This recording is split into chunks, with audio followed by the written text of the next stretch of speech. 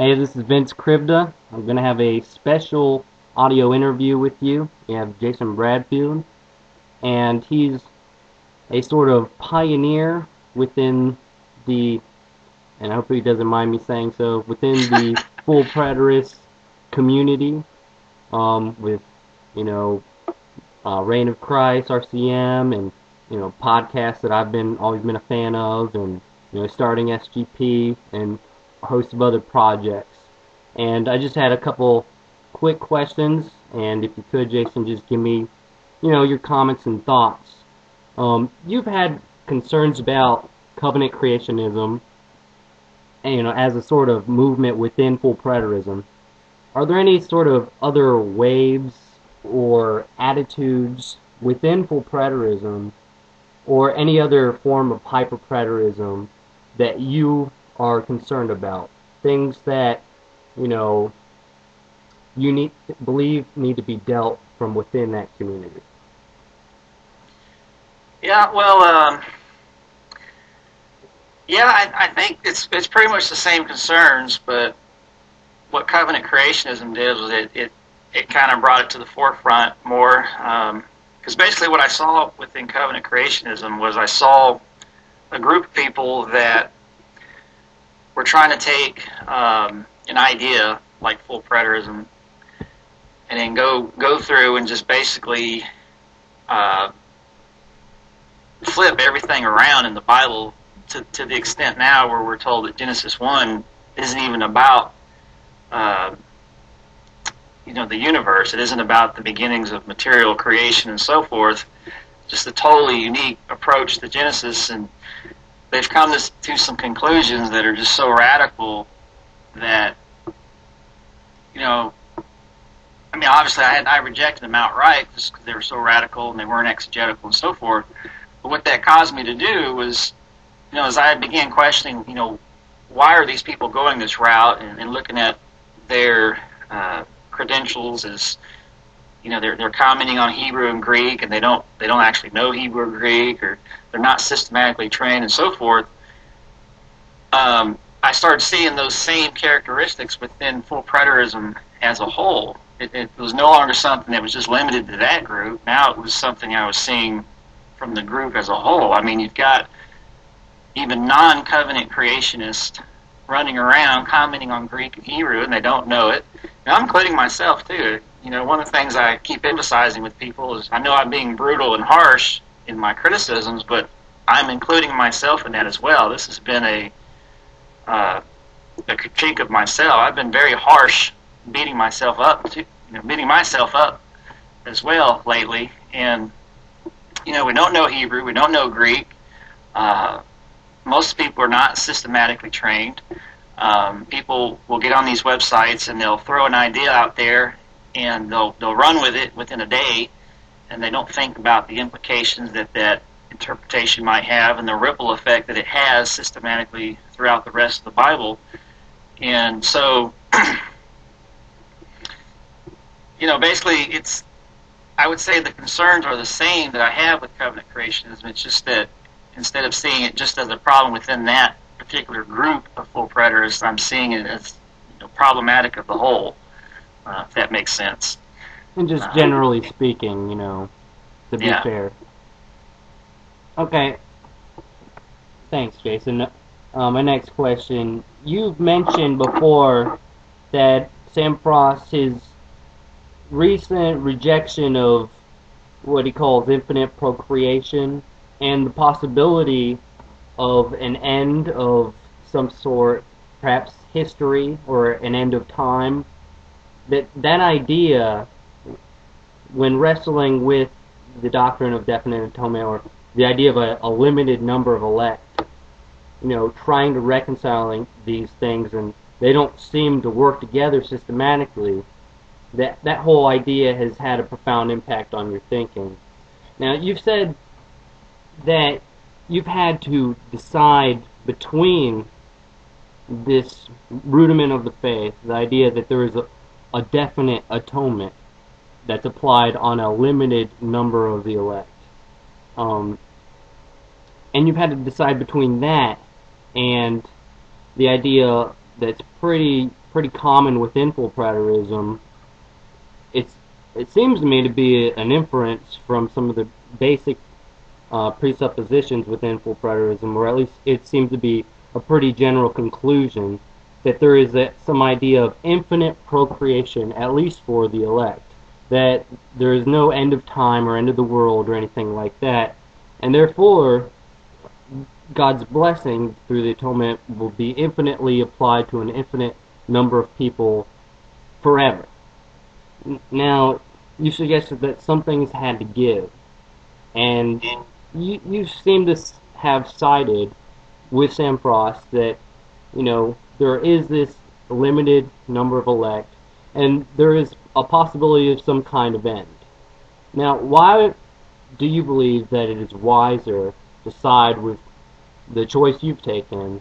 Why is it wiser, or what led you to choose that rather than say, well, I'm a full preterist, and I don't need to go back and check my full preterism. I need to get rid of definite atonement and all this Calvinist stuff. What led you to say, I'm siding with this and not with that? Yeah, good question. Well, I kind of started questioning some things, prior to Sam bringing up the infinity argument. But what Sam's argument did, very forcibly for me, was, I think you mentioned this to me as well, Vince, that, when you first became a full preterist, there were always systematic concerns in the back of your mind, like how am I going to work this out with, what I believe as well, like election and so on, and my ideas of church, ecclesiology, and all this stuff. So I knew coming into it that that I had to hash these things out.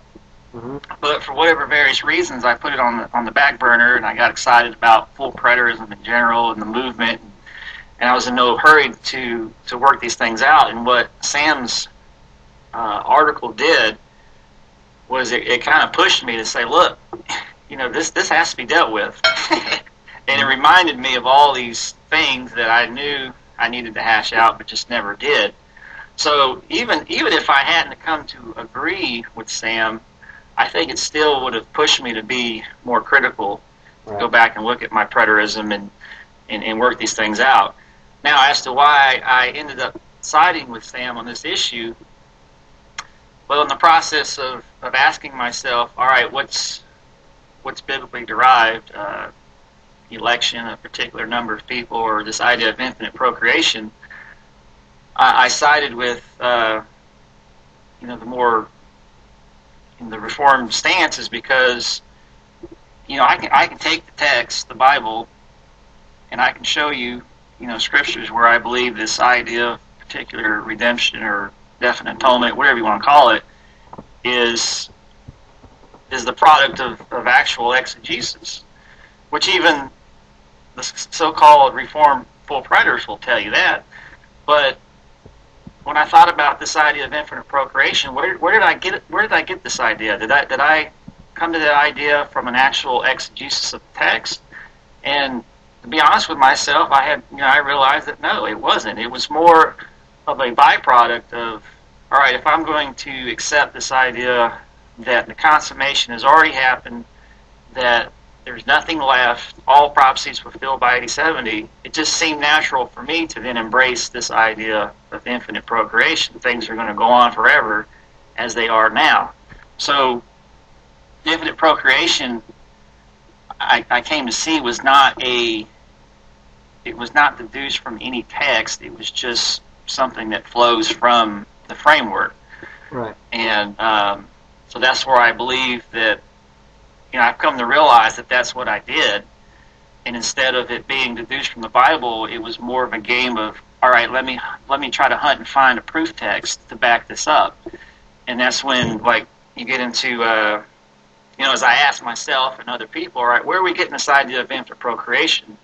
Textually, one of the major proof texts was Isaiah 9, where it talks about it's prophesying Christ and his government and the increase of his government. There will be no end. And So you're like, see, that's right there. There it is. There's our proof text. You know, the increase of his government, there will be no end. Well, how does the kingdom increase? Well, by people. So there will be no end to the increase of people.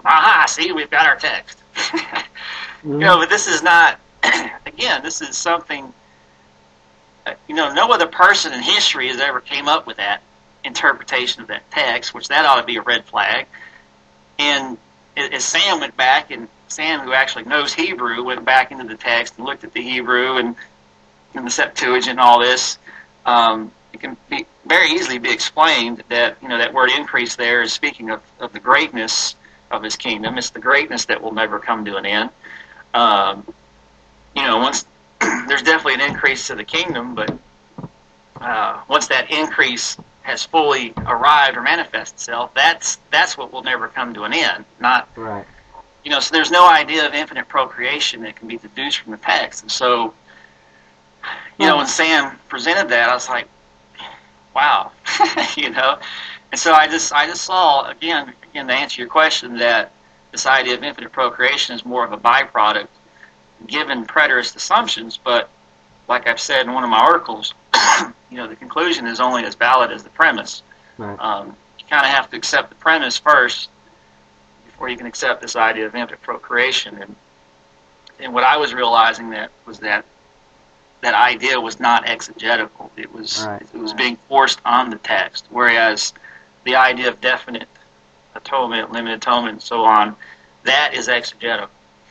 And see, even some, like the Pret Cosmos crowd, the reform, quote-unquote, reform full preterist crowd, will even give you that in regards to election, but for some reason they don't see how those two can't jive with one another. How can you have a limited number and then have infinite procreation? It's a contradiction. Right. So, and you know, and I agree. And there's nothing wrong with extrapolation. You know, some of our doctrines, you could say the Trinity is an extrapolation from Scripture, but the point is, it's from clear, plain propositions of Scripture that you can easily deduce from. I see here. I just pulled this up. Westminster Confession of Faith. All things in Scripture are not alike and plain in themselves, nor alike clear unto all. Yet all those things which are necessary to be known, believed, and observed for salvation, are so clearly propounded and opened in the same place of Scripture or another, that not only the learned but the unlearned, in a due use of ordinary means, may attain unto a sufficient understanding of them. And you know, it could be that this full preterist conclusion of an infinite procreation, it may not be necessary unto salvation, and it could also be true, but the thing is, we do have certain clear things, like that you said, you could show from Scripture that there is a definite atonement, a definitive atonement. And so, Jason, thank you for being gracious enough to speak with me on these things, and as always, grace be to you. All right, thank you, bro.